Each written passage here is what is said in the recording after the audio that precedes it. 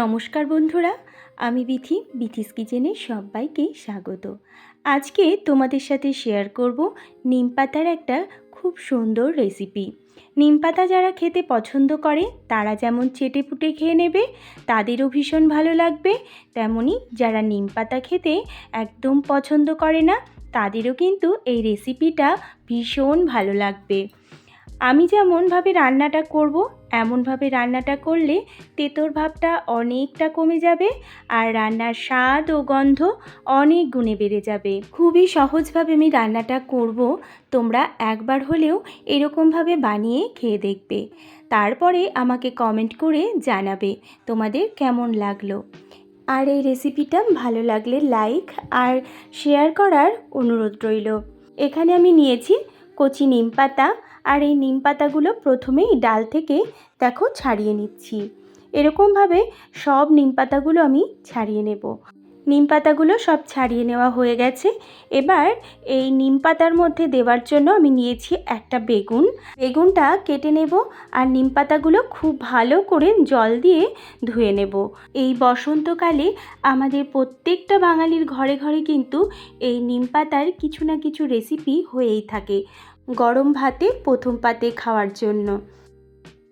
নিম পাতাগুলো ধুয়ে নেওয়া হয়ে গেছে। এবার আমি এটা জল ঝরিয়ে তুলে নিচ্ছি। এবার একটা পাত্রের মধ্যে নিয়েছি সামান্য একটু জল, আর জলের মধ্যে দিয়ে দিচ্ছি অল্প একটু লবণ। এবার লবণ জলের মধ্যে আমি ধুয়ে রাখা নিম পাতাগুলো 10 মিনিটের জন্য ভিজিয়ে রাখবো। এতে করে নিম পাতার তেতো ভাবটা অনেকটা কমে যায়। এবার আমি এখানে একটা বেগুন ছোট ছোট টুকরো করে কেটে নিয়েছি, আর একটা আলু সেটাকেও ছোট ছোট টুকরো করে কেটে নিয়েছি। এবার বেগুন আর আলুর মধ্যে লবণ আর হলুদ মাখিয়ে রাখবো। বেগুন আর আলুর মধ্যে লবণ আর হলুদটা মাখিয়ে রাখলে এর থেকে অনেকটা জল বেরিয়ে যাবে, আর ভাজার সময় তেলটাও অনেকটা কম লাগবে। লবণ আর হলুদ মাখিয়ে বেগুন আর আলুটা 10 মিনিটের জন্য রেখে দেব।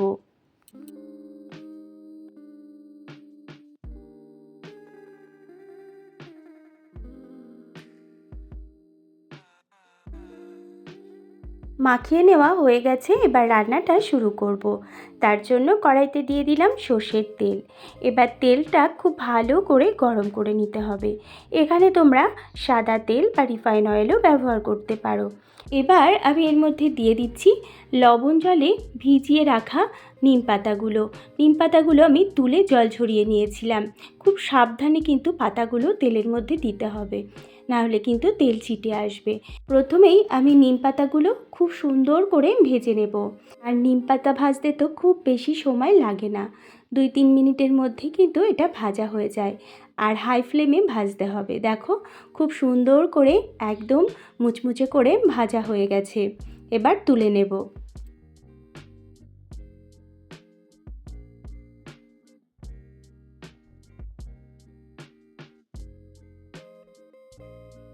নিম পাতাগুলো তুলে নেওয়া হয়ে গেছে। এবার ওই তেলের মধ্যে আমি দিয়ে দিচ্ছি একটা কাঁচা লঙ্কাটা তোমরা নাও দিতে পারো।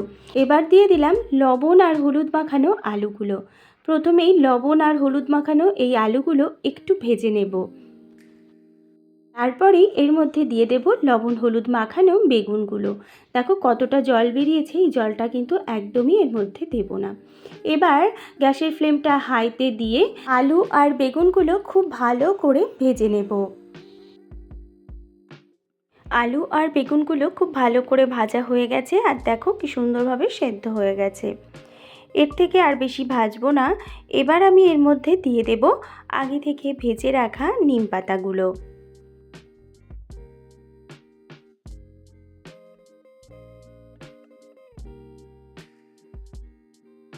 নিম পাতা দিয়ে বেগুন আর আলুর সাথে মিশিয়ে দেব। এবার আমি এর মধ্যে দিয়ে দিলাম সামান্য একটু লবণ। যেহেতু আমি লবণ আর হলুদ দিয়ে মাখিয়ে রেখেছিলাম, তারপরে আর লবণ ব্যবহার করিনি। সব শেষে আমি দিয়ে দিলাম সামান্য একটু লবণ। আর লবণটা দিয়ে নিম পাতা বেগুন আলু খুব ভালোভাবে মিশিয়ে নিচ্ছি। দেখো রান্নাটা একদম শেষের দিকে, খুব সহজেই রান্নাটা হয়ে যায়। আর দুপুরবেলা প্রথম পাতে গরম ভাতের সাথে কিন্তু ভীষণ ভালো লাগে। এবার গ্যাসের ফ্লেমটা অফ করেই আমি সার্ভ করে নেব।